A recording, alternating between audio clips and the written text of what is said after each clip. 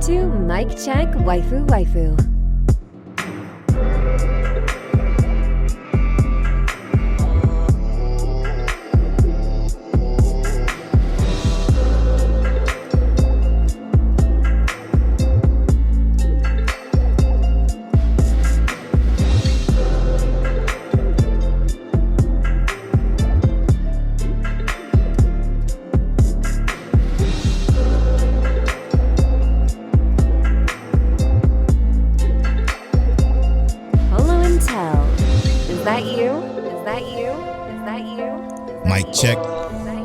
Mic check, waifu.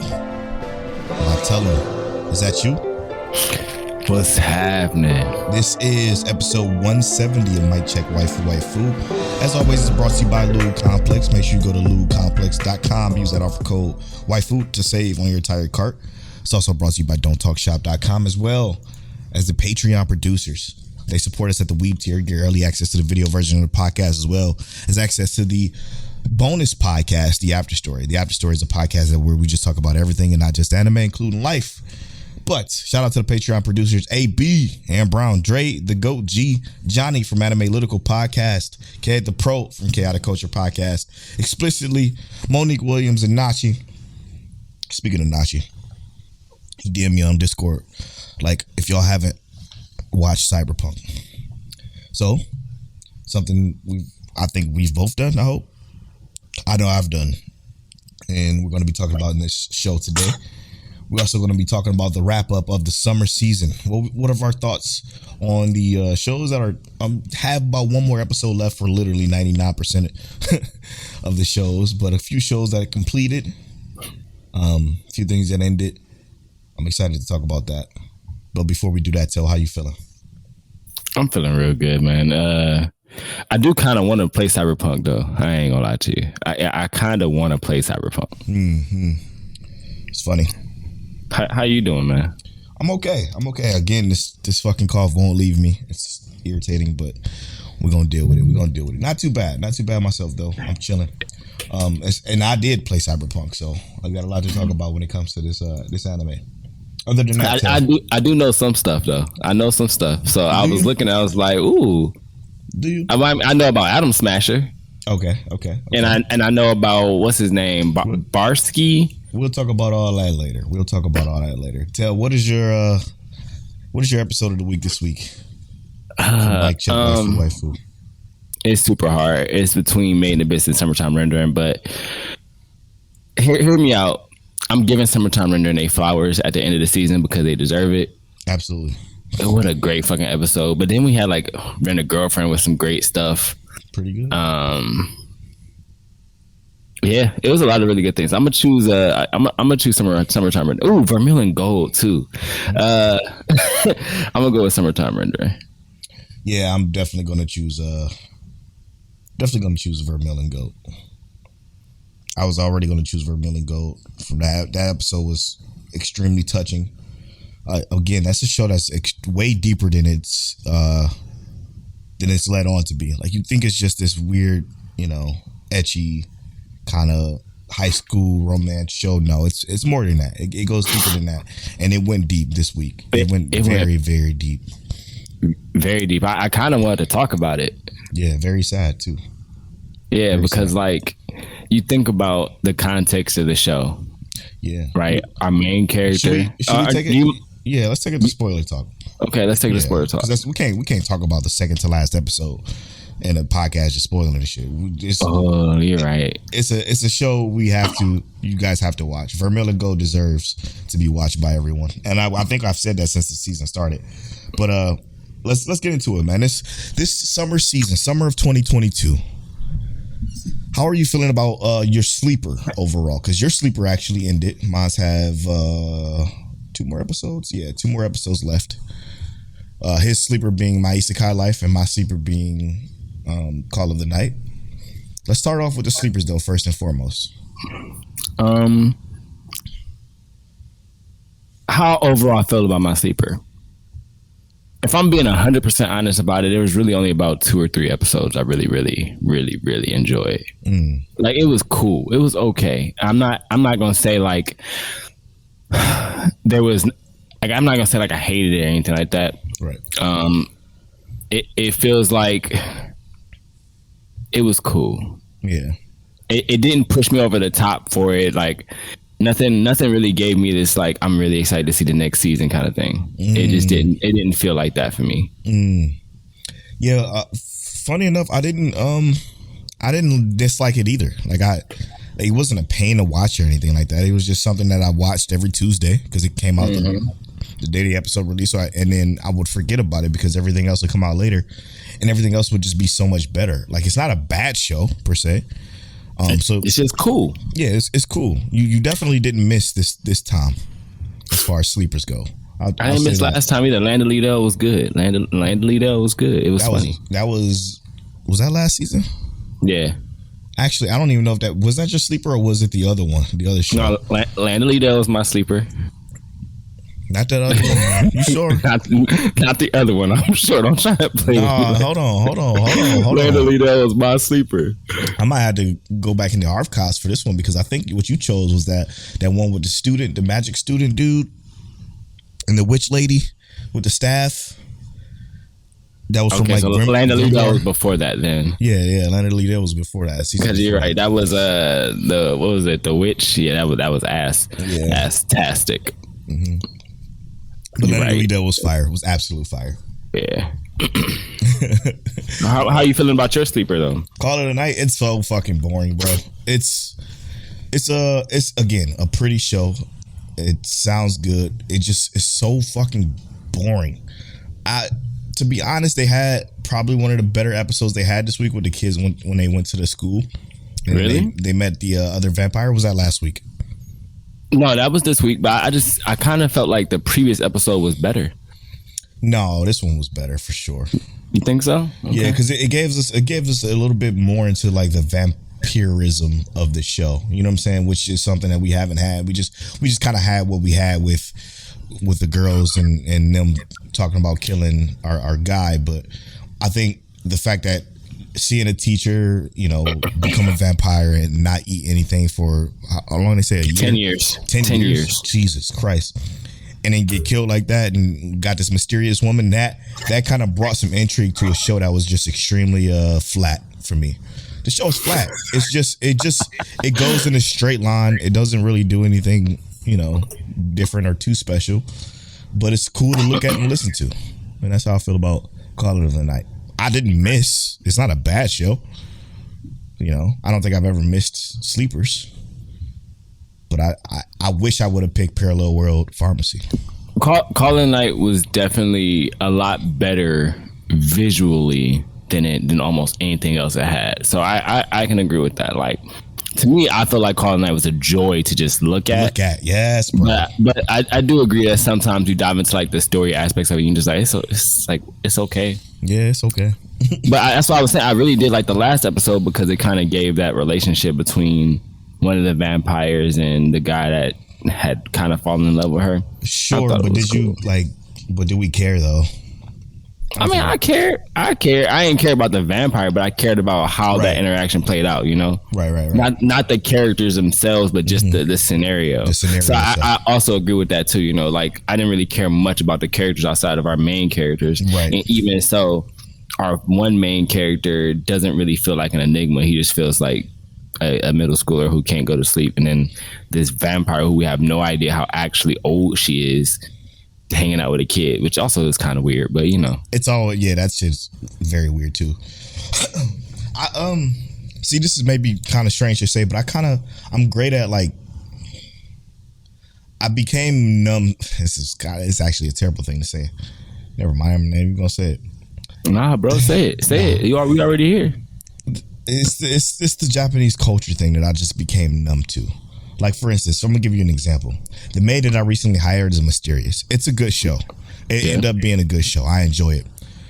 But it's weird because you have the maid. This maid has to be 16, but you can't really tell because of the way they're drawn. She looks about 18 if you ask me personally with the way she's drawn. But the kid that she's servicing, she's the maid for, I think they said he's 7 or something like that.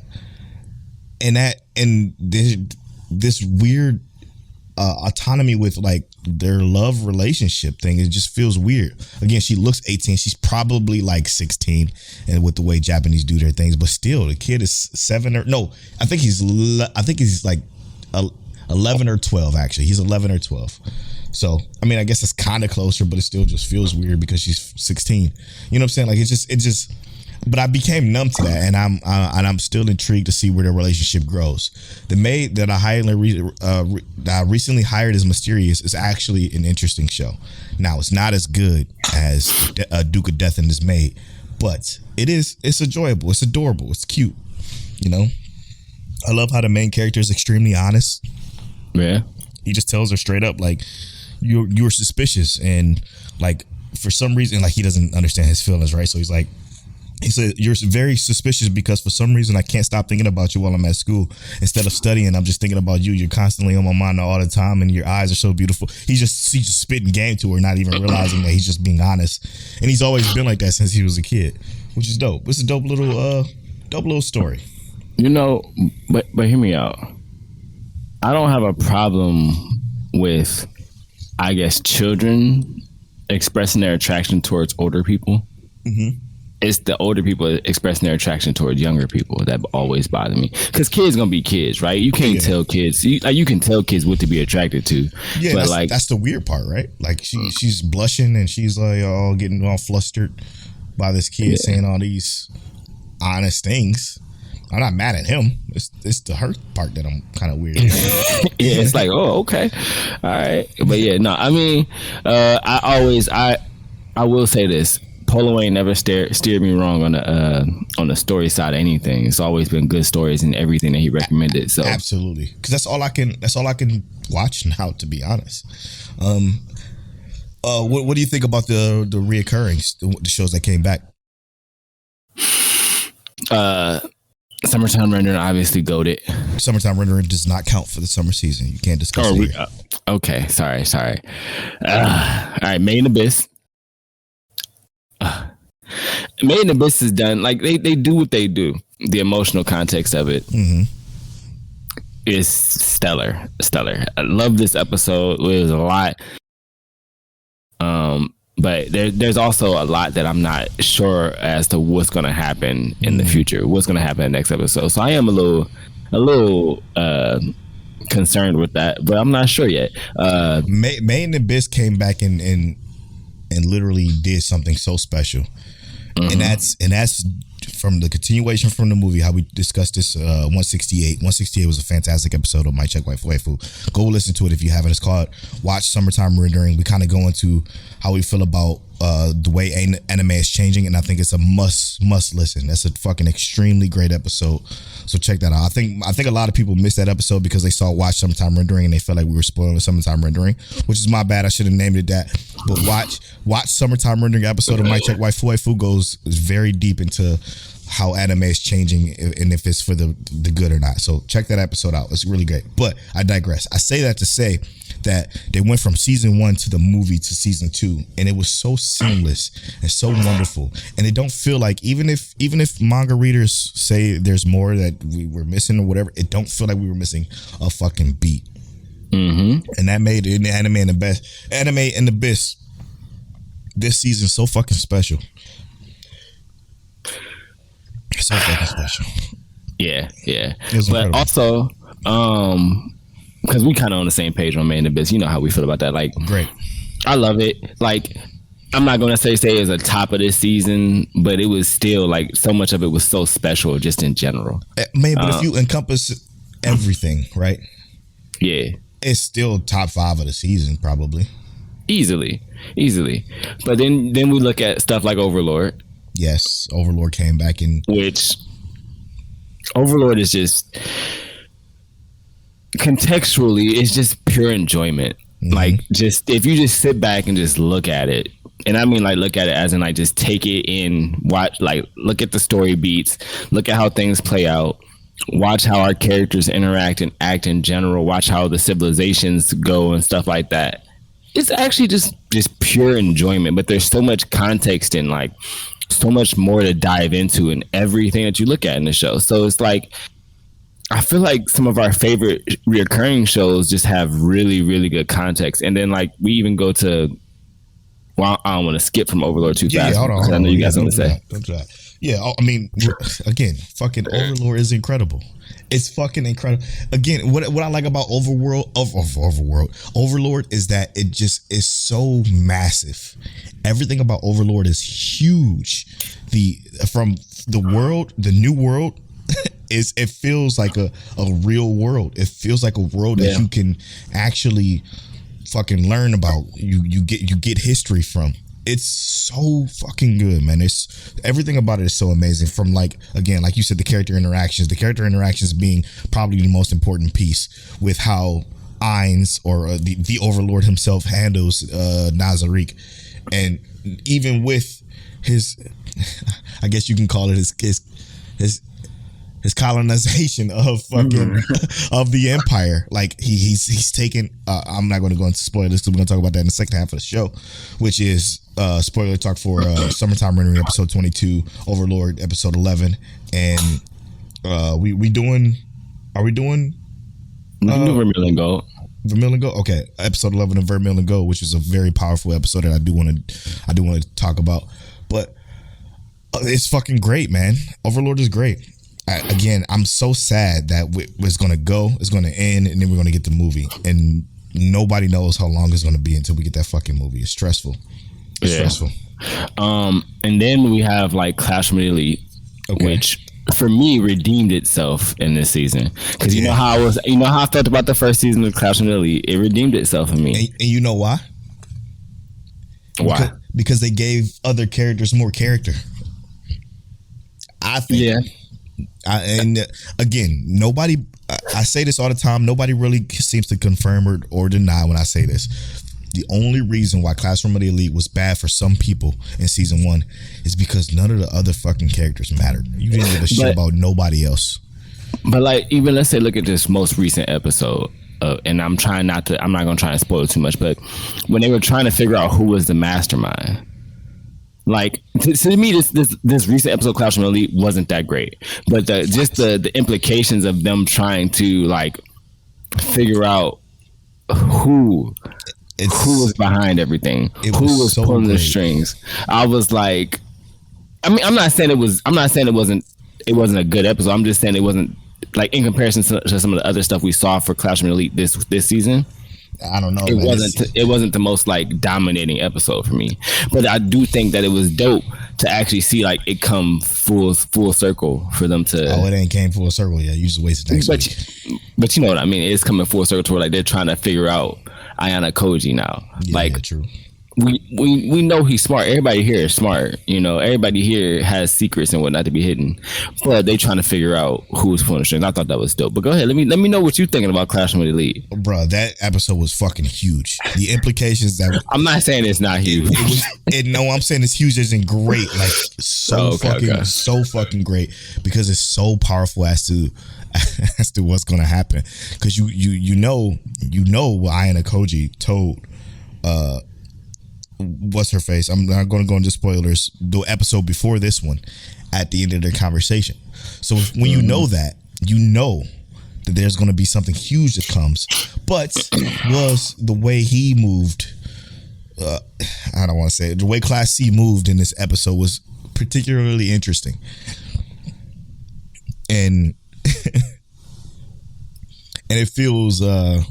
This episode felt like it was so much more dropped than I think people realize, and I got a feeling we're gonna see it all come to fruition next week. No, I don't got a feel. I know. So, for 100% fact. So before I go in on this anime, I want to ask what you think about Devil as a Part-Timer this season. I love Devil as a Part-Timer still. The comedic beats is great. The writing is still fantastic. I hate this animation, man. This animation, from season 1 to now. It's so bad, bro. It's so bad, and it's because White Fox, I think there were before. White Fox isn't doing it. White Fox did ReZero, and they went bankrupt for some reason. Hopefully, it doesn't fuck up ReZero, but this season looks bad. But I'm absolutely loving what we're getting out of our characters, out of our crew of characters, because again, my favorite thing about anime is the story, and what the story is becoming this. It's becoming more than just Mr. Mao trying to survive in the Japanese culture and life. Now it's becoming the repercussions of him being away for so long, and also the hero being away for so long, and what they got to fight through or deal with because of their absences. It's pretty fucking dope and still hilarious. So I'm gonna say I enjoyed the first season more. Now I will say I do like there's like 4 storylines that I'm looking at least this is how I see like more or less 4 storylines, and I guess you can really condense it to 3, but it's like the heavens coming down on Mao and his people, right? Yeah, because he got the baby and everything like that. But I almost consider like the little girl a separate storyline. If you feel me, like, because she really has her own past and her stuff going on. Then you got like the demon army knowing or just the whole other world in general, right? Because the Ente Isla world is completely separate from like technically like the heavens and the human world. So that's like a third storyline. And then we just have them where they are doing their everyday thing. And I gotta say, I sincerely miss just them in this world doing their everyday thing, and then Ente Isla coming over here causing problems. Like I kind of miss that, but it's not like it's not bad.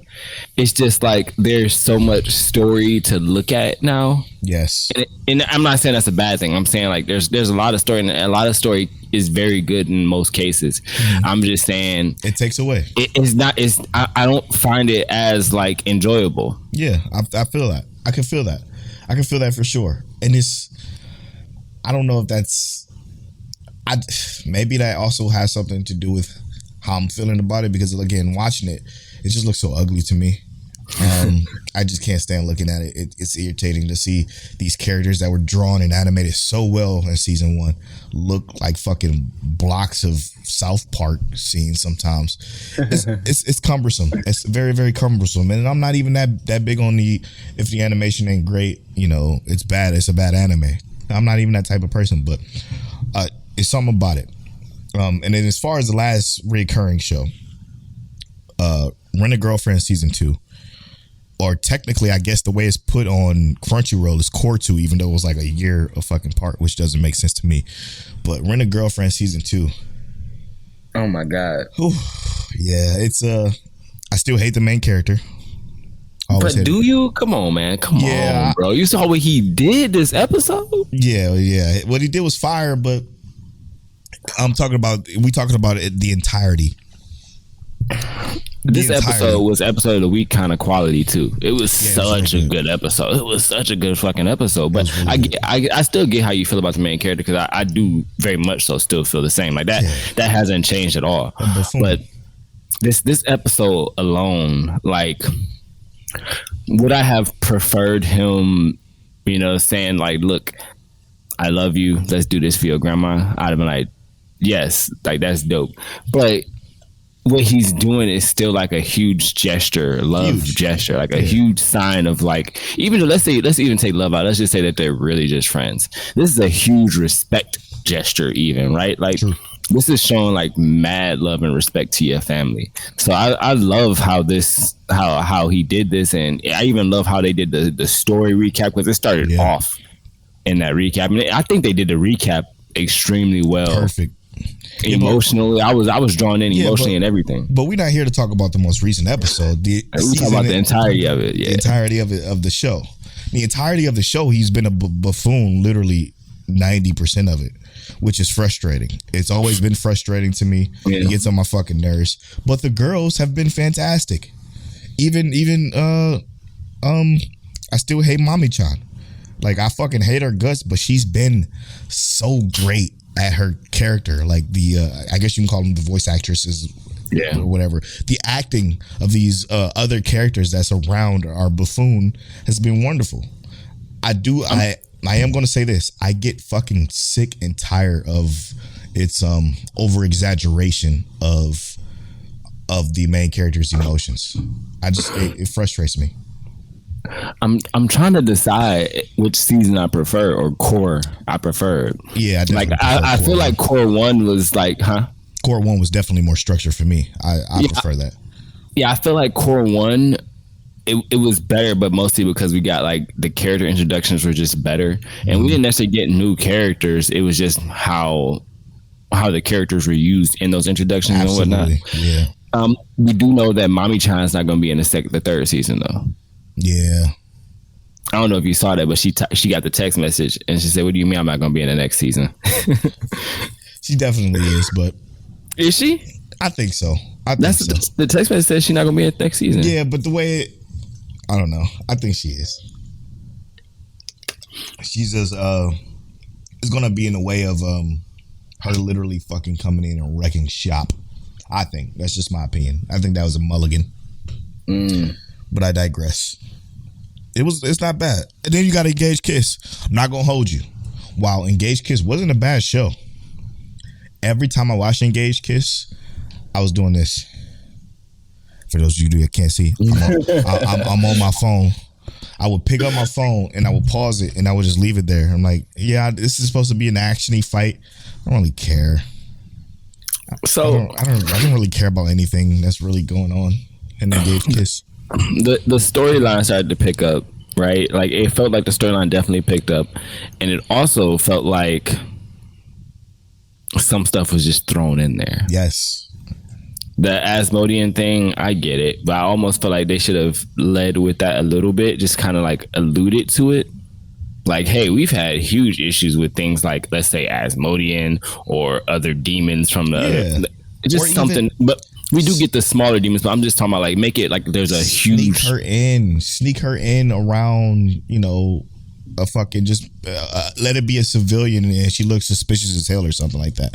Right. Something like that. It just kind of popped up and it was there and it was I don't know. For me, it's just a lot. It's just a lot. And then they threw in, and this is a slight spoiler, but they just threw in that his sister hasn't emotionally aged since she was 3 years old, and I'm just like, yeah, that's not a slight spoiler, by the way, but it's silly. It's silly. I mean, I guess you don't really know the context too much about it, but it's still the principle. Like if you're watching it, you can understand that. Yeah. But still, like, why does that even matter? Like, we can get that from the way she's acting. Very weird, yeah. It's very weird stuff. But I mean, to be honest, like, I still like. For me, this is top 3. Engaged Kiss? No. I was already moving on from Engaged Kiss. Sorry. Oh, okay. Go ahead. What's top 3? Top 3 for me, and I must probably start at number 3. My stepmom daughter is my ex. Fucking phenomenal new show. I'm so sad that it ends next week because I feel like we can go 24 and it'll still be strong, just as strong as ever. But I think my stepmom daughter is my ex is definitely like one of my biggest surprises this season for sure. That's why it's top 3. That's a good choice. Yeah, for sure. I think the relationship is an interesting one that's not completely full of like weird, just like my domestic girlfriend kind of weird drama. It's just it's natural. It's a actual situation that makes sense for the title. So you have a couple that was together who parents just happened to become together, and now they're under the same roof again, with feelings that they never reconciled in the past. And it's fucking extremely interesting. They just kind of broke up and then ended. So it's extremely interesting to see them come together in this, what you would think would be a forbidden relationship, which is technically now that they're step siblings. But it's just, you can feel this tension and like unresolved fucking intentions. It's a show of it's a roller coaster ride, and I enjoy it too much. So, I also have a little bit of shame from this season. What's that? I picked, I was watching the anime Shine on Bakumatsu Bad Boys. Oh, I forgot about that, yeah. I love the art style from it. I think it's really cool. But it's just, at some point, it became like like kind of like what you were saying with Engaged Kids. Like I just pull out my phone and it's just on in the background. Yeah. And I had to restart the episode, and I realized like it was. And I don't know if you noticed this, but I stopped talking about the anime like 3 weeks ago, and I realized at that time that I had to. I think I restarted the episode 3 times that week. Like I literally turned it on one day, then didn't watch it. Turned it on the next day, didn't watch it. Waited it, turned it on again, didn't watch it. I was like, all right, I'm done. we have these moments, man.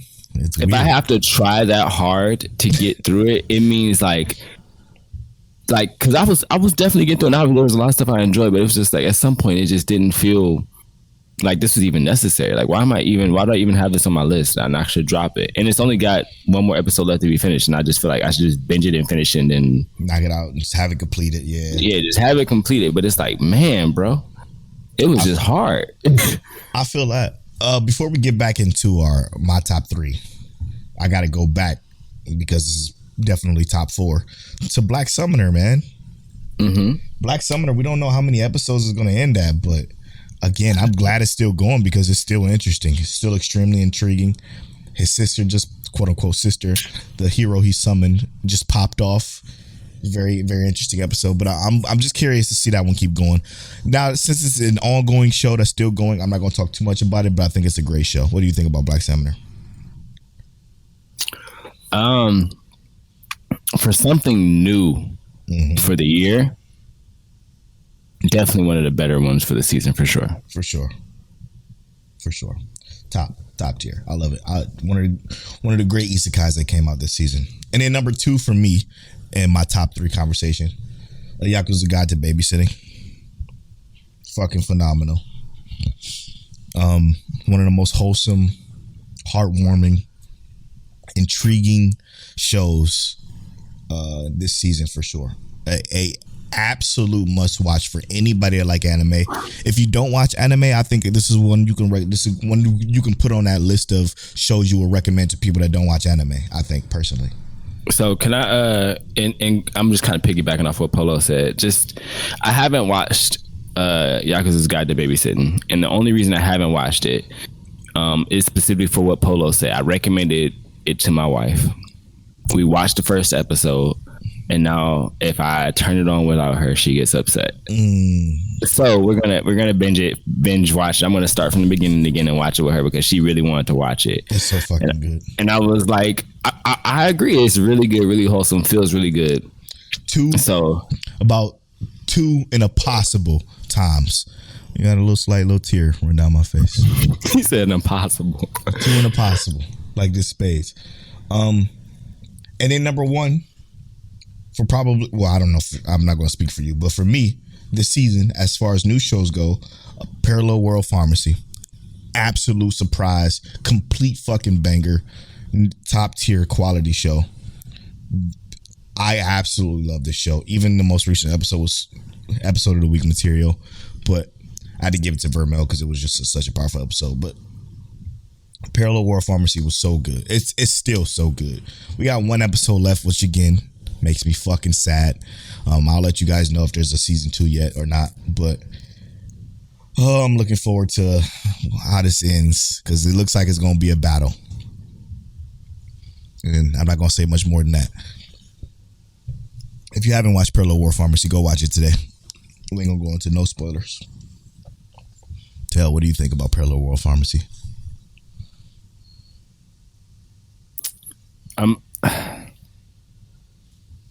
Obviously Parallel World Pharmacy is amazing. I'm not ever going to disagree with that. I think it's definitely one of the best for the season. Do I think it's number 1? Oh man. It is. What else is it? I don't know. I don't see anything else. Because you can't count Summertime Rendering again. That's not summer. Yeah, if we take out anything that's reoccurring. Yeah, of course, yeah. New shows. Yeah, Parallel World Pharmacy does have to be number 1. Because nothing else was touching it. No. Not even close to me. It's crazy. Now, if you're talking reoccurring, I don't know. I mean, maybe it'd even be in the top 3 there too. Yeah, I would say it could possibly be in the top 3 for reoccurring because we still got Summertime Render, we got Overlord, we got Main Abyss, we got Parallel World Pharmacy, and then we got Classroom Elite. I definitely Summertime Rendering is still not summer though. Yeah, you're right. Yeah, it's not even like a break of the course or anything. It's just literally a continuation. It's the spring still, yeah. Mm-hmm. But if we're looking at, I would definitely put it above Classroom Elite for me this season. Mm-hmm. I got Main Abyss, Overlord, Parallel World Pharmacy, Classroom Elite. Yeah, and I only like those two ahead of it is because they're just it's just so much more that I've been a part of with those other shows. Yeah, and honestly, even weirdly enough, the Overlord and Maiden Abyss thing possible switches for me if I'm being like just what I enjoy more. Yeah. If I'm being objective about like the overall production of it, I might go with Maiden Abyss because the music is amazing, and that's really why. And the emotions be fucking me up, bro. When you hear the music come on and like the voice acting, I feel like I feel like I can speak Japanese when I hear them crying. And the music transitions into other music. I don't think the music ever goes off on this show. Period. It just transitions to different scenes so brilliantly that it's unbeatable, bro. It's unbeatable. All right, man. That's gonna do it for the fucking summer, man. The summer is incredible. Overall thoughts of the summer, Till? Amazing. Yeah. Amazing. I only want to say this because Moody said something talking about what we think about the fall season coming up. Do we think it's gonna be better than the summer and all that stuff? And I said, nah. Or do you think that the fall season is gonna crush anime this year? And I do think things like Bleach obviously are gonna really stand out. Chainsaw Man is gonna stand out. But I also said that anime for the fall season this year have to beat the raid boss. And we know what the raid boss is. Summertime Rendering. Absolutely. Come on, man. This fall ain't coming close. Again, this fall ain't coming close to spring or summer, probably, to be honest. You're going to have your onesie twosies, but like we talking Bleach and we talking Chainsaw Man and Mob Psycho 3. New stuff? If you talking new stuff, no. It's not even close. It's not even fucking close. Not even close. Even Chainsaw Man doesn't even come close to Summertime Rendering or Maiden Abyss or Overlord 4 or fucking what else came out in the spring? I forgot. What was the spring hit too though? Mm-hmm. So many shows. There's no. All right. To answer that question, no. We got the end of 86 in the spring. Also the summer. Yes, we did. Yes, we did. And then this summer, we also got, even though it's hard to count it for this summer, but it is this summer, we got Cyberpunk Edgerunners. Now let's get into that. Tied to the show. Here we go. Summertime Rendering, okay, is based off of a video game, which is based off of a series that is created by Mike Pondsmith, a tabletop. What are you talking about? Cyberpunk is the Cyberpunk Edgerunners is based off the video game. The video game is based off of a tabletop RPG created by Mike Pondsmith. Okay, just to clarify that for you guys. So a tabletop game is like a D&D-esque game where you create characters, you create a stat sheet, you et cetera. You run through an adventure. Now, Cyberpunk Edgerunners mostly takes place from the video game. In the video game world, I should say. And it's dropped on Netflix, just 3 days ago? 5 days ago? Oh, I thought it was a couple of days ago, like 3 days ago. Okay, 3-4 days ago, something like that. And it hit Netflix. Now, this goes back into the conversation that we had. We are going to spoil Cyberpunk Edgerunner. So if you haven't seen Cyberpunk Edgerunners, go watch it. It's on Netflix. Easy to watch. It's only 10 episodes, 25 minutes each. Full spoilers. Now, we talked about this 2 episodes ago on 168 about how anime is becoming mainstream problem with it. Mm-hmm. I absolutely fucking hate that Netflix got this anime. I do with everything in me because there is shit in the show that you could just tell suffers from a lack of time. Care?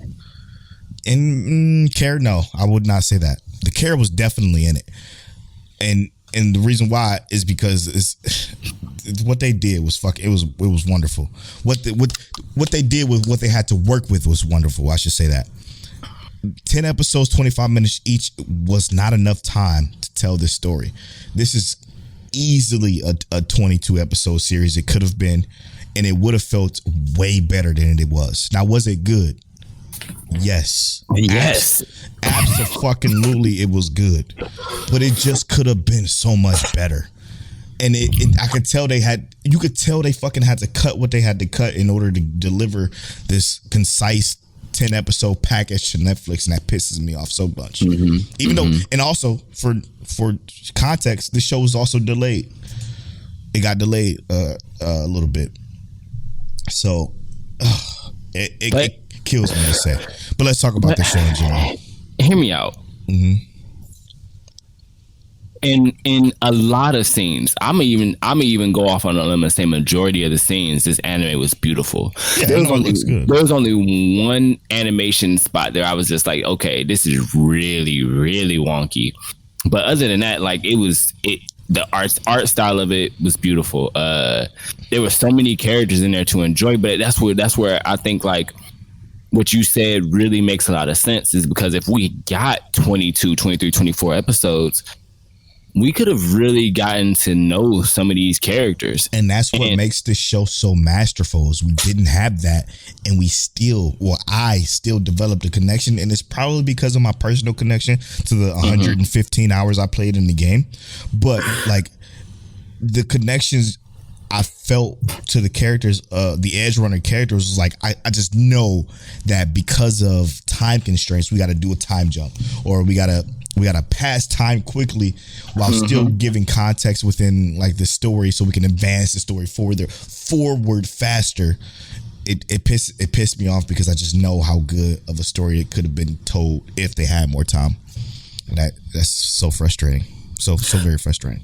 But let's also look at it. How did you feel about the story of this? Because wonderful. Even I was gonna say, even though it did feel like the story was rushed, because it definitely felt rushed in some spots, it feels like the spots really took their time, especially with David and Lucy. Those moments where they were together and we got some time specifically with them, they just felt, even if it was like just a 3-minute scene, I don't know why, but those 3-minute scenes felt like we were just in them. And then we were just sitting there for a while, just like, and it was enjoyable. I'm not saying like it was dragging. I'm saying like it really pulled you into those like those scenes. Yeah. So absolutely. it was really good. But even like, I feel like they did such a good job at like demonstrating how some of the enhancements worked. I ain't played the game like Polo did. So but some of the enhancements, I just thought it was cool. You know, it was dope to get some of the callbacks to the show, seeing like some of the vehicles and stuff, like the first vehicle you steal in the game or attempt to steal. But yeah, bro, come on, man. What we thinking? The music was obviously fire. Yeah, it was so fire. So for context, the Edgerunners take place 1 year before the video game does. Hence, which sucked for me personally as somebody who played the game, like I said, 115 hours. I knew how the show was going to end, and it's only because I knew that what's his fucking name? Smasher? I knew that Adam Smasher was in the show. So with knowing that Adam Smasher is in the show, and if you played the game, spoilers for the game, you kill Adam Smasher. That's relatively early in the game, but I digress. You kill Adam Smasher. So it's like Adam Smasher's already dead from when we played the game super early on. So I know exactly how this is going to end if Adam Smasher is in this world, which means that it's not going to be a good ending for our character. But I digress. But it also just makes fucking sense because Adam Smasher is who he is. Yeah, demon. If you haven't played the game, listening to him talk had to be grating. I think like you played a little bit of the game, so you know how they talk. So to me, when I think about this, watching this shit has so much shit in it from the game, like so much shit from the game that you would be like, oh look. So it was just that much more enjoyable. So for example, Lucy's house is the same house as oh my gosh, Judy's. Judy is one of the main characters in the video game. Like they live in the same apartment complex. You can literally see Judy's apartment number inside of the fucking show was fucking wonderful. Also, Rebecca's house where her and her brother was staying, you can also see her house inside the fucking, like when they showed David go to Rebecca's house, you could see that fucking spot in the game because you have to go there for another mission to do something else. It was fucking phenomenal. So good. So all those callbacks, like the chooms, the way they talk about iron is what they call the augments, and how everything operates is so fucking phenomenal, because in Cyberpunk the game, you have to worry about what David and what Maine was worried about. And that's cyber psychosis. You have to kill the fucking cyber psychos. It's just so much shit in this world that if you haven't played the game, will seem probably a little confusing. Like, unless you were in the game, Tell was in the game a little bit, so he knows enough to know what is pseudo going on.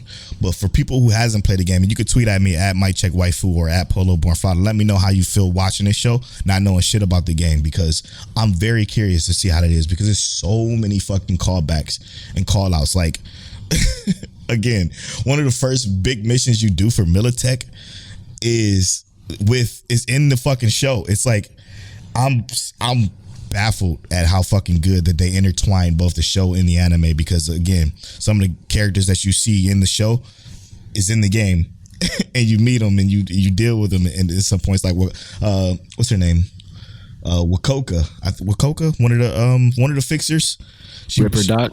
No, the Ripper Doc is we don't meet this Ripper Doc, I don't think, in the game. Well, he's not as animated per se, literally. But like it's so good. It's just so many small things that is just.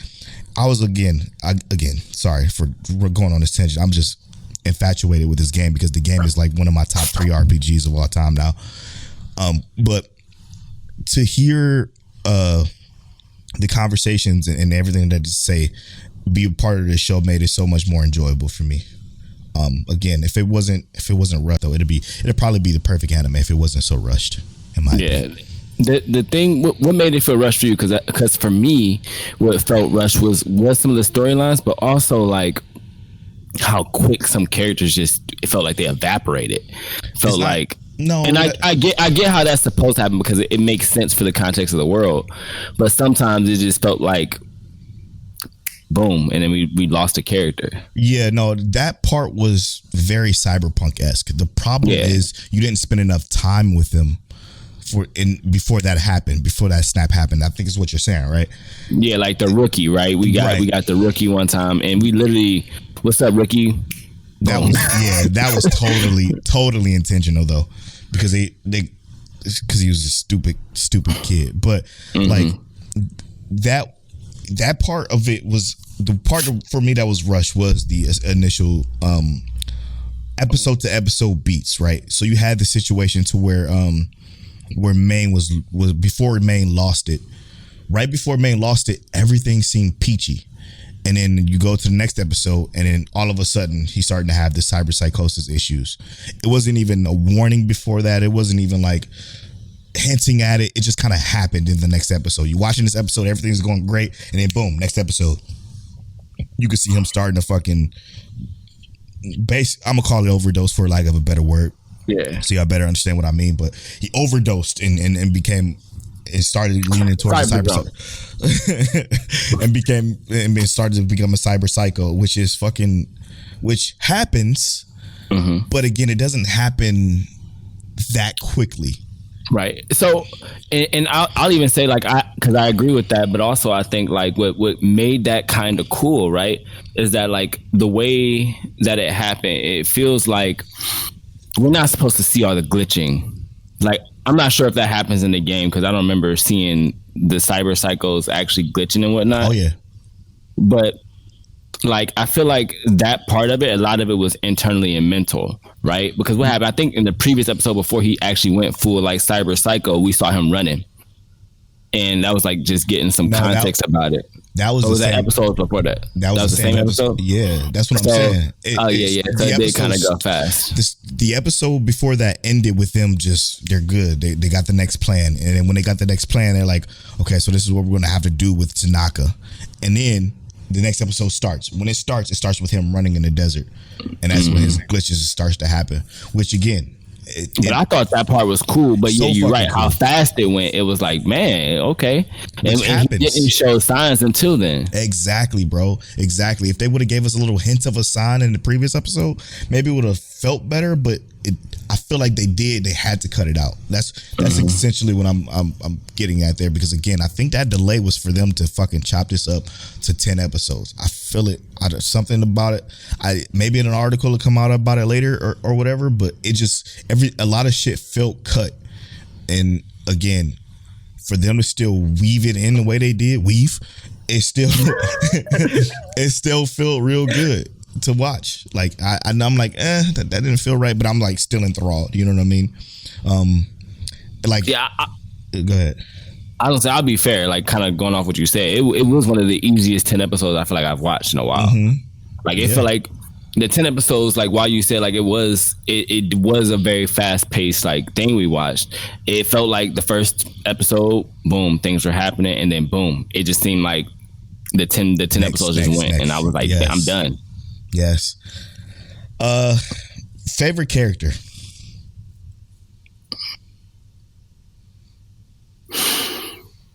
Rebecca started to win my heart at the end. Oh, I love her so much. I love her voice actors too, bro. Oh yeah, bro. Oh really yeah. Good. All the voice acting was fire. And it was, she had, you know, she had that like you said what? David Mom's kind of sucked. Her voice actress. Yeah, but she was only there for one episode. Yeah, true.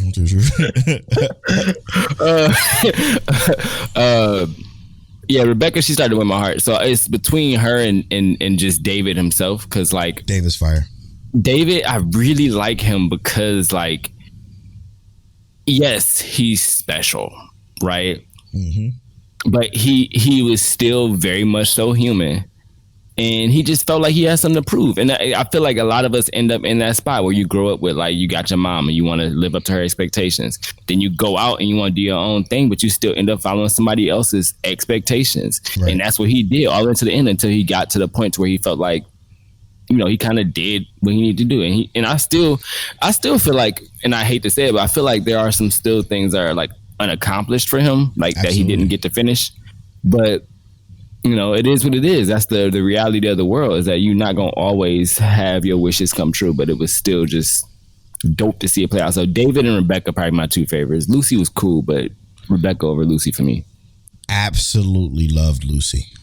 Lucy was probably my all-time favorite. And for a little context, this might be why, but when I played Cyberpunk, the build I built, all by myself. I didn't do any internet looking up for this build. I built a Netrunner. I was literally, I fucking barely even shot guns in that fucking game. I literally built the fucking craziest fucking, I will go into a camera, I will look at all the people in the room, and I will literally override their circuits. I will literally overheat their circuits, and then they will all just fucking fall to the ground. Like that's the build I built at the end, like when I got to the end game of the game, which is when I do my replay, I'm going to do another Netrunner build, because Netrunner builds is just my favorite. Is it multiplayer now? No, why would it be multiplayer? Because I feel like they need to make it multiplayer so we can play the storyline together. No, hell no. It's a single player RPG through and through, which is exactly how I want it. But that was the build I built, and I absolutely loved the way she moved. Her diving into like the net code. Now her storyline, again, it felt like it was something that was missing. When she was in Tanaka and she discovered whatever she discovered and she didn't tell anybody about it, completely makes sense.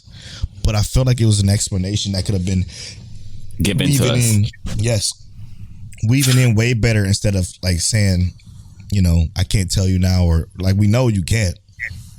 But I tried to take context and say like maybe it was what she saw was like the people who she trained with as a child or something like that, because they tried to give us that at the same time, but I was like, they really didn't give us anything context to go off of. So yeah, like you said, it just felt like some stuff was missing or cut out. Right. So, and the reason why she was acting the way she was acting after Main went Cyber Psycho was because she saw the skeleton that Tanaka had that they were trying to get David into after they figured out David's compatibility was kind of higher than anybody else's.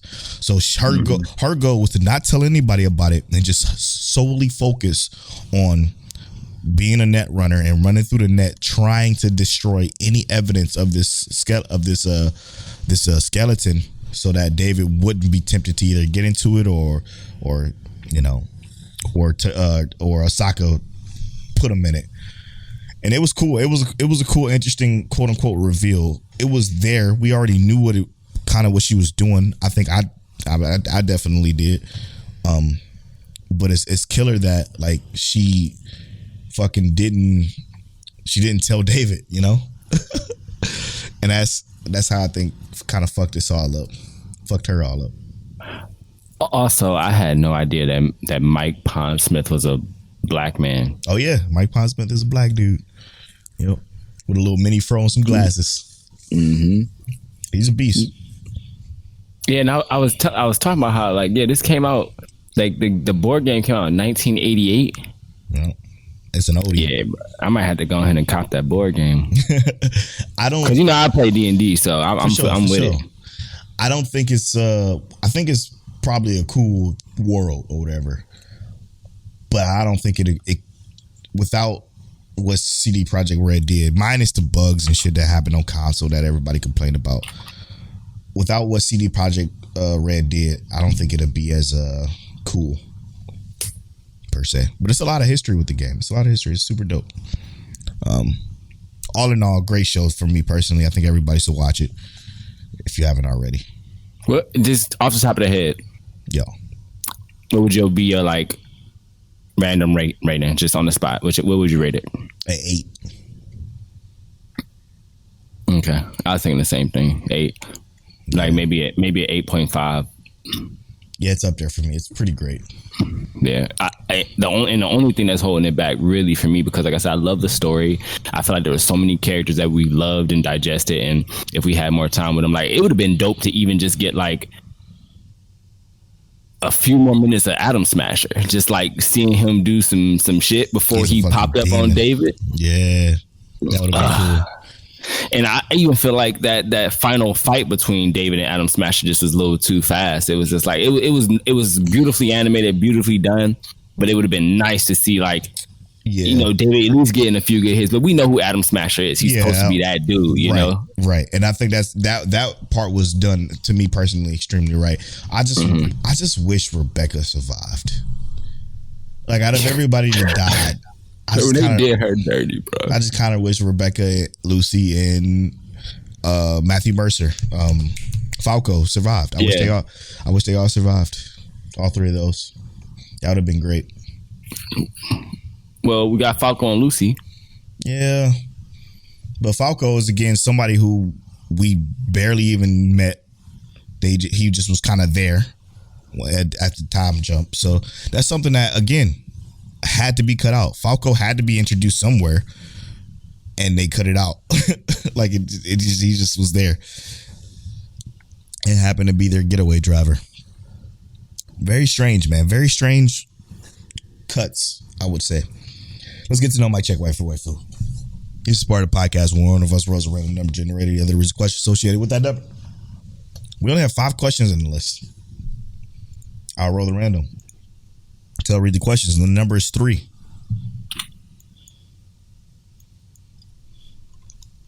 What is your least favorite? No, we've done this before. What's your least favorite genre of anime?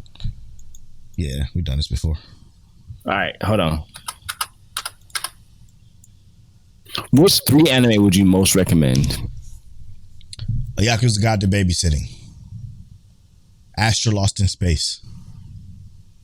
86. You going from recent pools? No, I just whatever came to my head.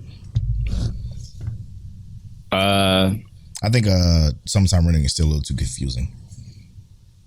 I'm gonna go with Wait, is this for new anime or just period? Just 3 anime you would most recommend. Oh shit! Take away Yakuza Got the Babysitting and put Summertime Rendering in there. I'm gonna go with ReZero as usual. I will go with Asher Lost in Space as well. Nah, let me go with something different since you already chose that. Sheesh, you chose 86 too? Yeah. Oh yeah. I'm gonna choose Vivi Fluoride's I Song. Great. And then my last one is going to be one of Polo's favorites, Steins Gate. Great one too. All right. When we come back, we'll be talking about spoilers for Summertime Rendering. What was that episode again? Fuck. Episode 23. Yeah, 23. Overlord 4, episode 11. And Vermilion Gold, episode 11. We'll be right back after these.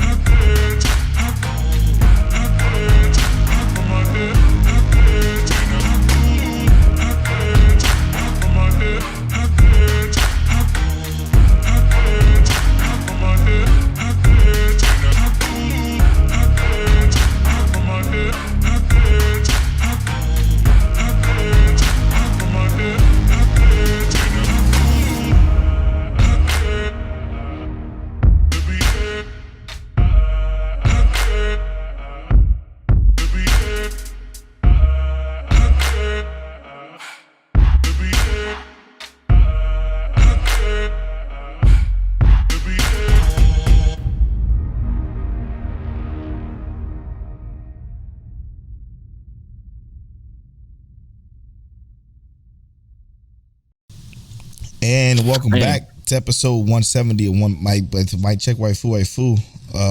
Shit. I don't know what happened. Till said something that threw my brain off. Anyway, I was messing with you. We black. That's true. We're here to talk about spoilers for Summertime Renner, which is fucking crazy, by the way. What a crazy episode. Oh, wait, I don't think I watched this episode yet. You are crazy.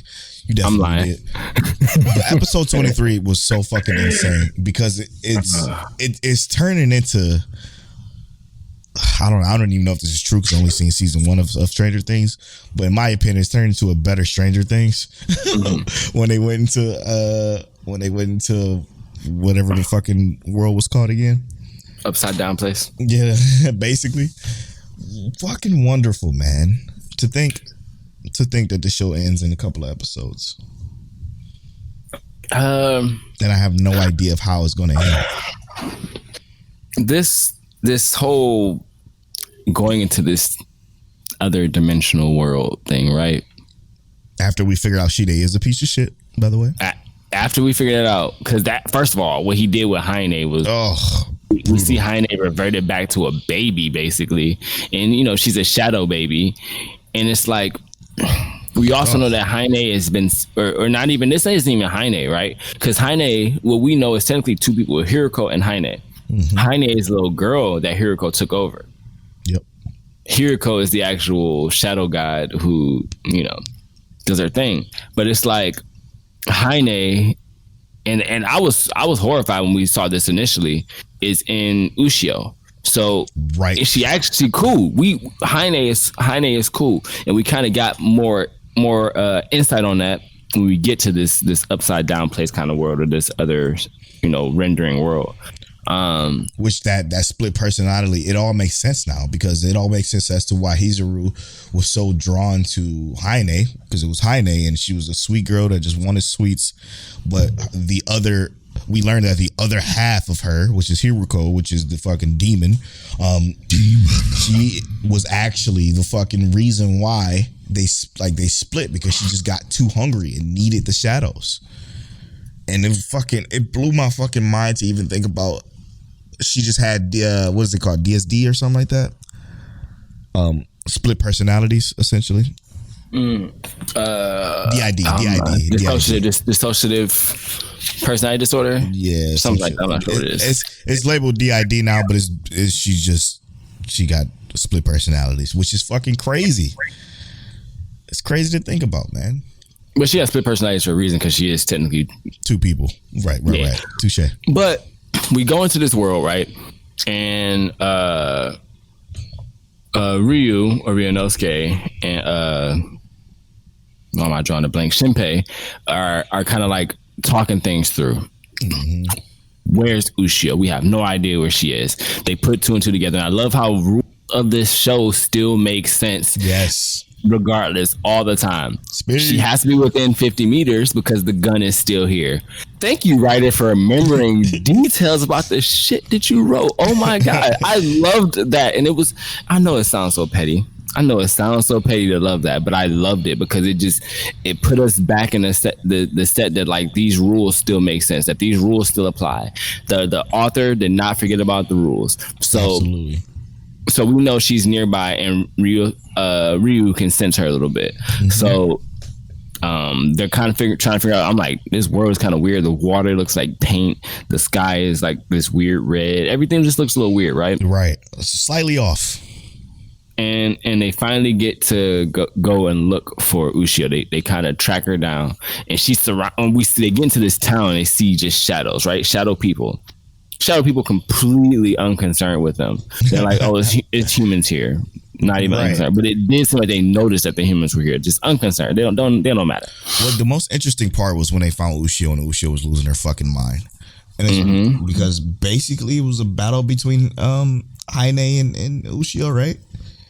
It seemed like that at first, but I don't actually quite think it was exactly that. Right? Yeah. I think this... Go ahead. That's the part of the episode I didn't quite understand, because she knew Heine is good, but she was still struggling to suppress her. Why, if she already knew that Heine was good? You know what I'm saying? Like, that's the part that felt a little weird. So that's why I don't think it was a battle of their minds or Maybe she was intentions. just sensory overload, maybe. Right. I think it was either like sensory overload or trying to, how like frogs, right? They try and digest something. They got to close their eyes because the eyes help them digest or whatever. Mm-hmm. It's kind of like, think of you got to synchronize everything. Right. She didn't know. Her and Heine could not work together because they weren't prepared. So it was like she was losing her shit because she's not ready for this yet. So she had to, acclimate. And this is where basically Heine is. Like, this is where she's fucking from. So, right. And I think we even got a little bit of that when Ryunosuke came inside of Shinpei. It wasn't like a huge thing, but Ryunosuke or Shinpei did have a little bit of a little bit of struggle, not too much. Right. But I think Ryunosuke had already been used to doing this kind of thing. True. So it was. I think that's what it was. But it's still like I was worried initially because I didn't know the intentions of Heine. Exactly. I didn't know that this is a split. So I'm thinking just like you at the initial point, like this is looking bad. Because if Ushio is going to turn against them, it's going to be a struggle. We even got that little flashback of what Ushio told Ryunosuke about, hey, if this happens, then shoot me. Or was it Hizuru gave that warning to Ryunosuke, like if this happens to Ushio, kill her. Which is interesting, man. A nice little callback too, because I think I remember her having that conversation, but it wasn't verbally said. It was just her walking and talking. You know what I'm saying? Very interesting. I miss Hizuru, bro. Definitely the wife of the show for me. I mean, I thought about in this episode too. What? Basically, at this point, he saved everybody but Hizuru. As many people as he could. Well, and now the old dude is gone, probably. Because he fought Shide while Shide was chasing Shinpei. So he's gone, but... well, maybe. I don't think we're 100% sure on that, because did he take the shot to the head? We know that... Well, I guess we didn't see the body, so it might not even be that he's gone. But we know that he's held back Shide enough for them to get to where they were. And Shide's a demon, so Shide was probably like shing. Exactly right. He probably cut into 1,000 pieces. So who knows? But we didn't see the body, so you never know. You never know for sure. I don't know, man. This is fucking when Shide come through with the bombardment of fucking incendiary bombs, bro. Yeah. And then they get the announcements of like the Japanese military announcing the bombs come, the carpet bombing. So when Shide unleashed his kill streak, right? The issue with that is that these are memories that Heine has, right? What was kind of dope about this is that this is clearly a callback to World Wars and stuff like that. And I'm like, oh my God, Americans are so fucking bad. But we're Americans. We do what we want to do. But, this is like Grave of the Fireflies over again. But it was still dope because we know this is memories, right? So we realize that these can be manipulated in some sense. And I kind of hope that comes into play a little bit more in the future. It has to, yeah, because he has Hiroku and he's using Hiroku memories, and then we have Heine, and we're using Heine memories to essentially glitch out. Yep. Glitch out the memories, which gave Ushio that time to do what she did, and which was fucking sick, by the way. Yeah. What a good way of learning that he wasn't in that armor. Yeah, the hack and slash, and then so clearly the armor also can make the face. Right. Right. So that was fucking Shide is an actual fucking demon. He is actually, yeah, bro. There's something going on with that. Go to DreamCon, that might be my cosplay. Give me an extra set of arms. Oh yeah, I forgot to mention you were going there.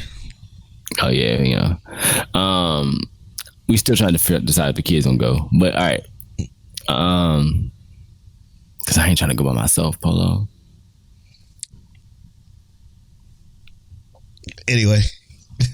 But all right, so we basically found out Shide a demon because he ain't even in the armor. The armor just acting by itself. And in this world specifically.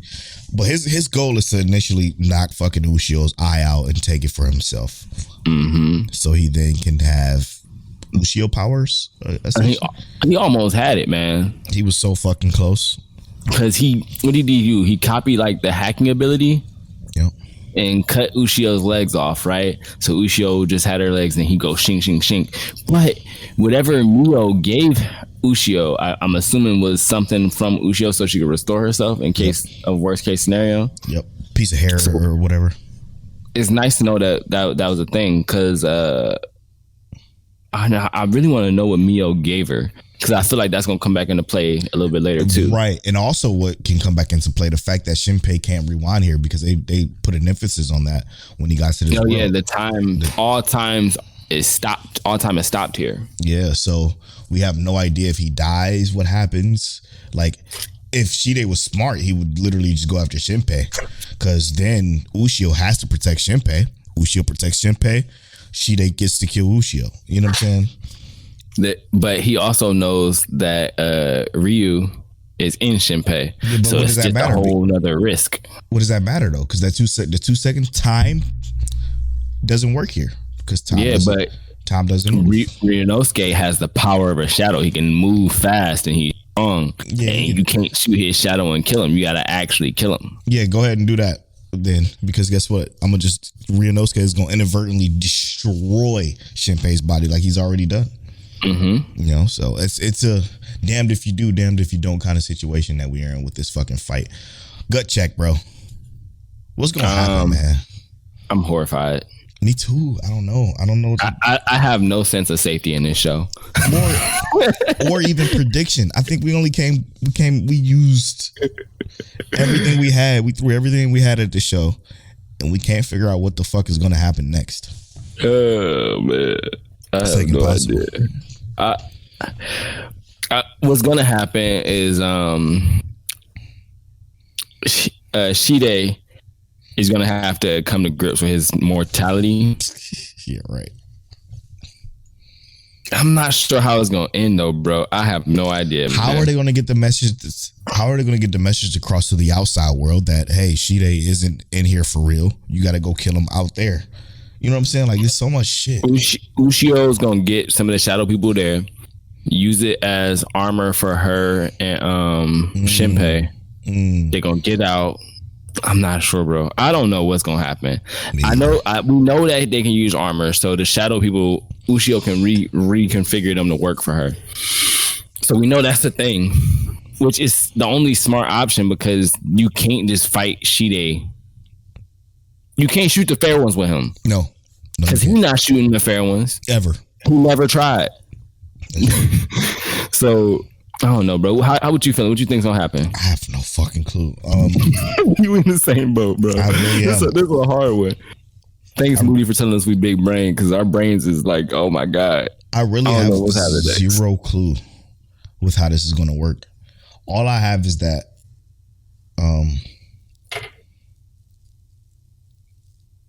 I don't know, man.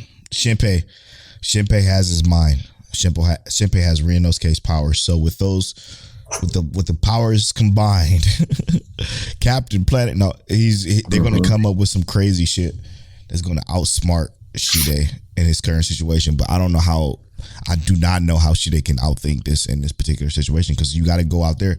Wait, did they make it back out there? No, I think they're thinking up a way to get out.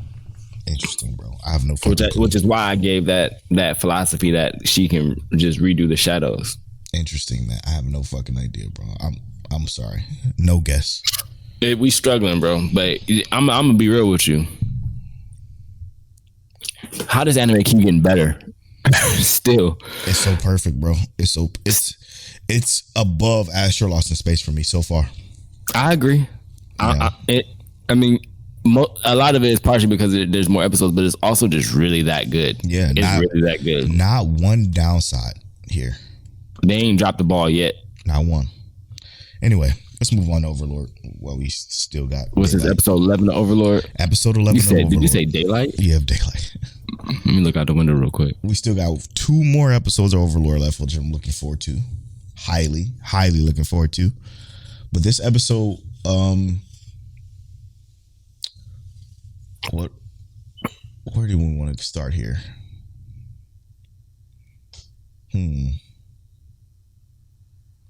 Okay, so I think this episode gave me what kind of what I've been wanting to discuss here. Okay. This episode had some of the dopest shit. Now, I'm gonna just go. You know what? Skip this. I'm gonna just go right to this. Did you know that was Pandora's actor? Not immediately, but I caught on part way through, and I'll tell you why I caught on after. You gonna keep talking. Yeah. You could tell it was Pandora's actor only via the way he was. Not okay.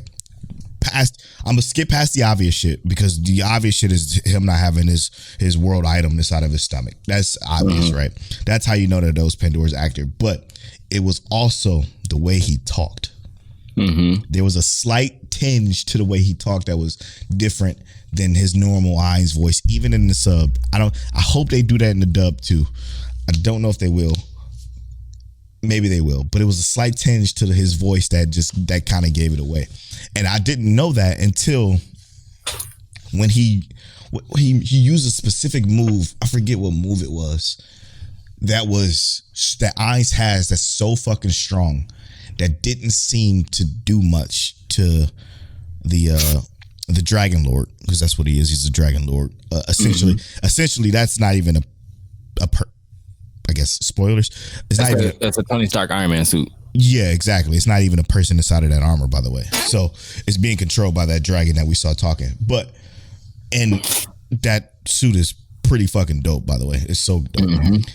It was a level 95. He's fighting Pandora's actor, who is level 100, but because he's copying Ainz, he only has 80% of Ainz power, which that's how I knew it was him when he used that. I think it was the lightning ability, which is so fucking strong that when Ainz used that ability, but it barely did anything. I'm like, wait a minute, that's not right. That's not right.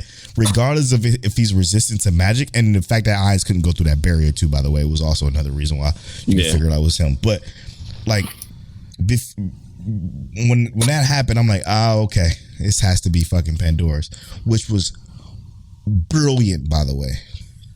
Well, so for me, what kind of threw me off, right? I realized it was not Ainz, was when I was just kind of like, this ain't how Ainz really fight, right? Like, yeah, like Ainz fights hard people like this, like how he fought Shalltear, but when he Ainz hasn't taken any damage, right? And like you said, the armor is what, level 95? Yep. So I'm not sure exactly what level Ainz can take physical damage from, right? But Ainz doesn't take anything physical damage from what level, lower than level 100? Is that what it was? No, he could take damage. But it's like, if it's like from a physical attack, it has to be from something higher than level 100. Right. No, it has to be I think it said above 90 or something like that. Okay. But regardless, he wouldn't have took that damage. What you're saying is still holds true. Because he wouldn't have took that damage because of the way Ainz PvPs. Right. And there wasn't also there was some preparation, but it wasn't the Ainz kind of preparation. Exactly, you know? Right. Yep. Like, it was minor preparation. Like, Ainz would be like lesser shield of restoration, major shield of restoration, major buff, unethical destruction spell, something like that. So he gonna buff everything before he get in there. You know what I thought you were gonna notice, and that's why I didn't mention it when we first started talking about it. What's that? It's the way Albedo was talking to him. Oh, because Albedo loves him. She talked to him like she was nothing. Yeah, she didn't. You're right. You're right as hell. I actually didn't even think about that. That should have been a dead giveaway. That's what I thought you were going to say. That's why I didn't even mention it, because I was going to give you that, Sean. But yeah, she definitely didn't say nothing about Lord Iron. She just said okay, and just kind of did her fucking thing. But it was incredible, bro. It was such an incredible fight. Even to see Pandora's actor throw down with somebody was so fucking fire, bro. It gave me it made me wonder though, like, what does Pandora's actor regular power do? Like, what's his regular strength? He doesn't have his intelligence is his regular strength. That's his regular strength. He doesn't have anything else but the ability to copy. Because if he's Pandora's actor, he can be by the level 35s. Like it'll be nothing. So he'll be literally nothing. So yeah, he as long as he has, for one, he's the treasury keeper, so he has access to all these fucking world-class items. Yep. And he's copying Ainz, which means he has 80% of Ainz power, which means that he's still stronger than most. Now, the funny part about this episode is that the way the Platinum Dragon mentioned how he could have beaten Ainz if the conditions was right. What they did was they made Ainz seem like the NPC. And they made Albedo seem like the player because Albedo was so much stronger than quote unquote Ainz, when technically she's just stronger than Pandora's actors as Ainz, which makes the situation of Ainz not even being there all the more genius. Which this was definitely not a Demiurge plan or Albedo plan. This was an Ainz plan. This was a PvP ass move, but it was a brilliant thing. Because we know the joke of the show is that all the brilliant moves don't come from Ainz. It falls to Ainz, but this literally came from Ainz because of like how he knows PvP works, and it was genius. It was absolutely genius. Oh, because now the Platinum Dragon is like, okay, fuck Ainz, I can kill him. Albedo is who we need to worry about. But they can't kill Albedo because, first of all, like you said, her defense is entirely too high. Way too fucking high. Ain't nobody touching her. But just wait till Ainz pull up and they're going to be like... Yeah, because for one, that barrier wouldn't have been shit to him. Like he would have... Because he obviously has world-class... His rings are fucking world-class items. And the only way you can get through that barrier is if you had another world-class item, which he does. Even in his stomach. Like it's just so much crazy shit that I absolutely love this episode. I almost gave this episode of the week, but I realized I gave it episode of the week the last 3 weeks. So I'm like, let me not do that. Let me not do that this time but the implications again were huge. 2 more episodes left. Absolutely love this show. It's great. All right, gut check. What do you think is going to happen in episode 12?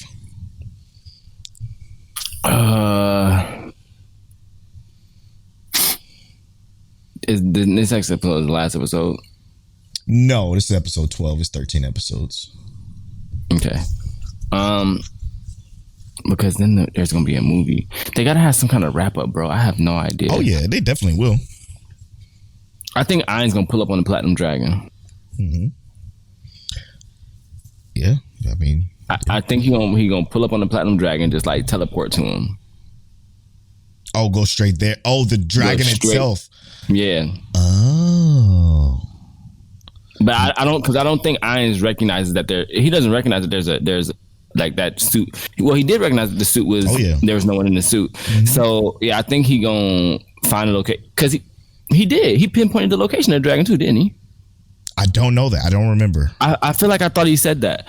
I think he's gonna pull up on the dragon. I think he's gonna go there and he's gonna try and be like up front with him, like, hey, I'm looking for other players.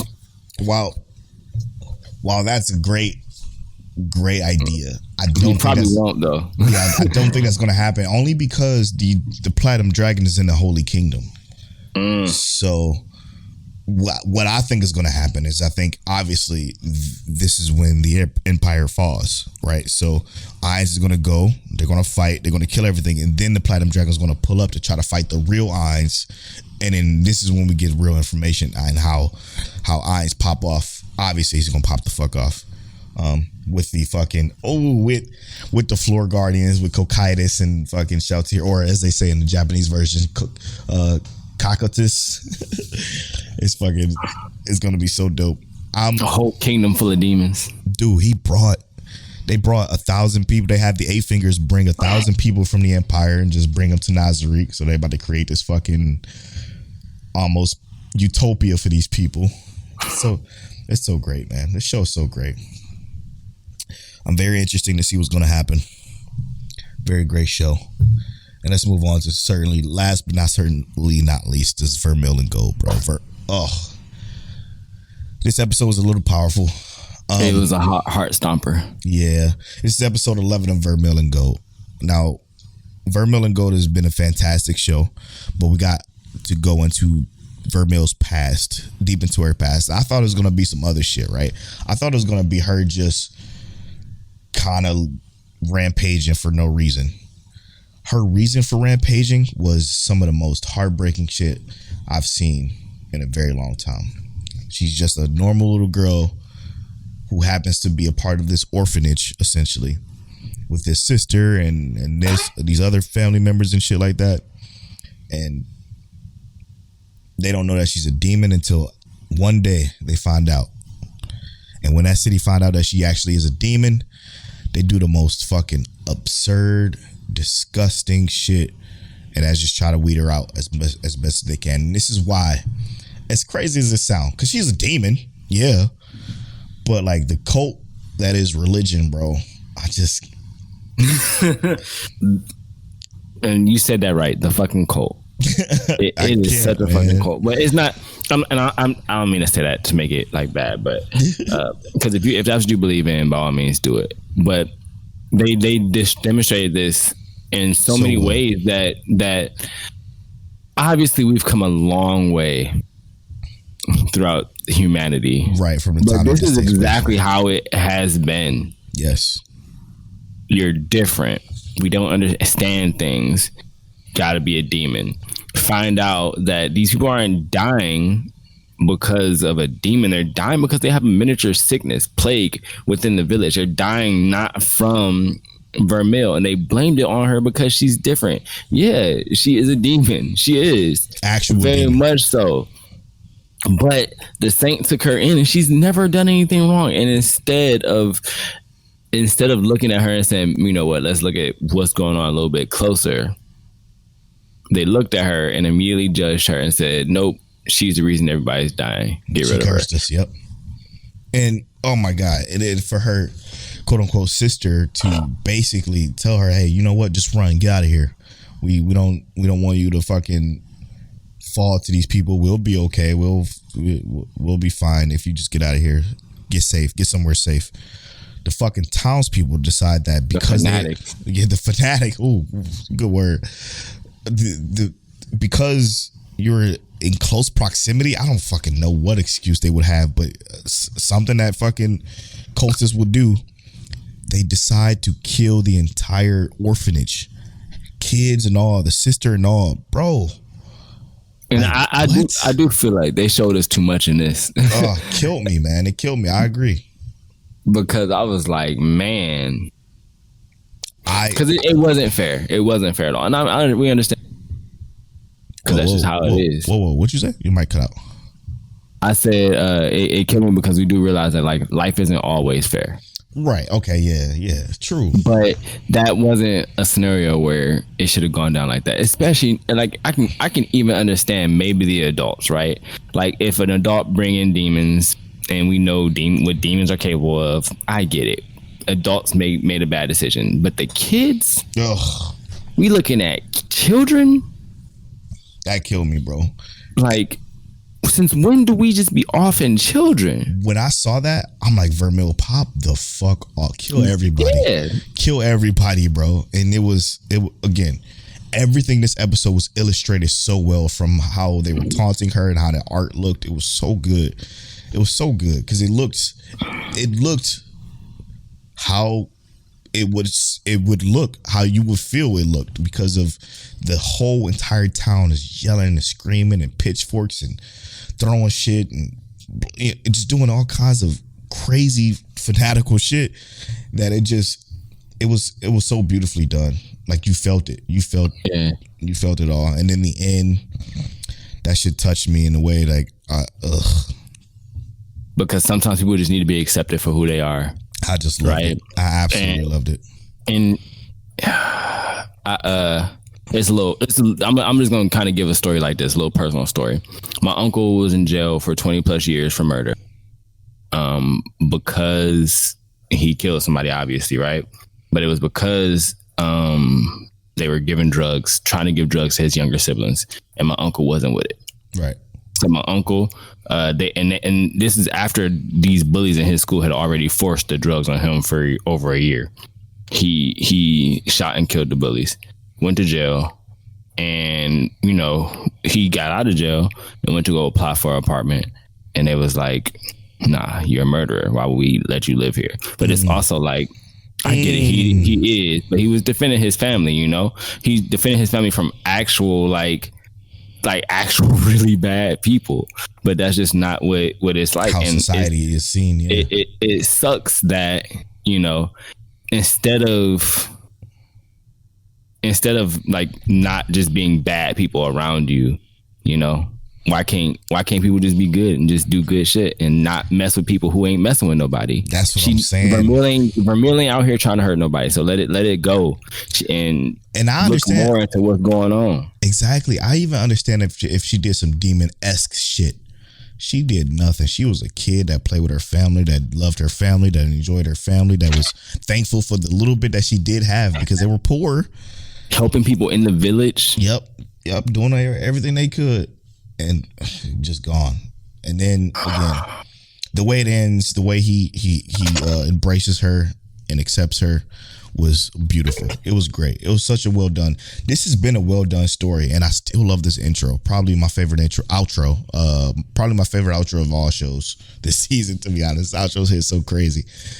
I don't know, man. That Edgerunner.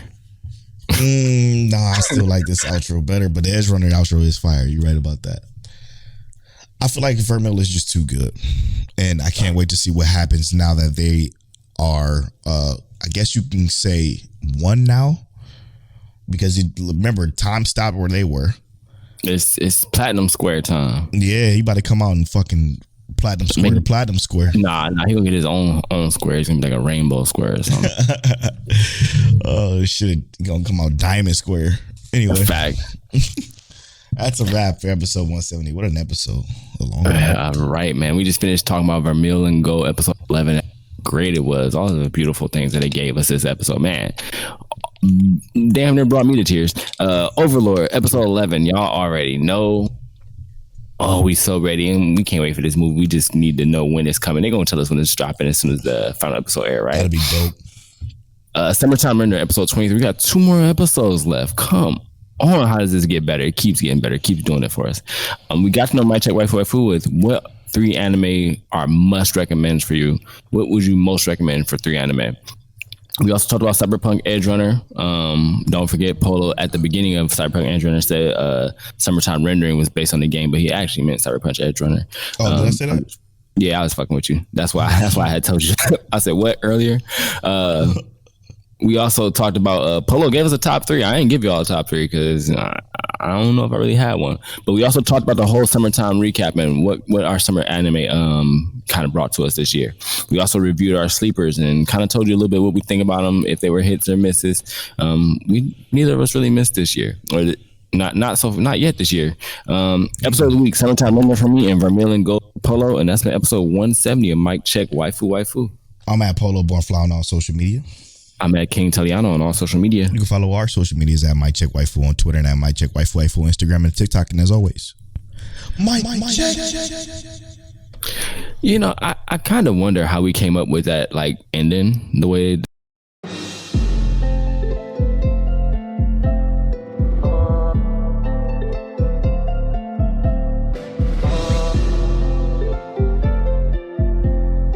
You're now tuned into Mic Check Waifu.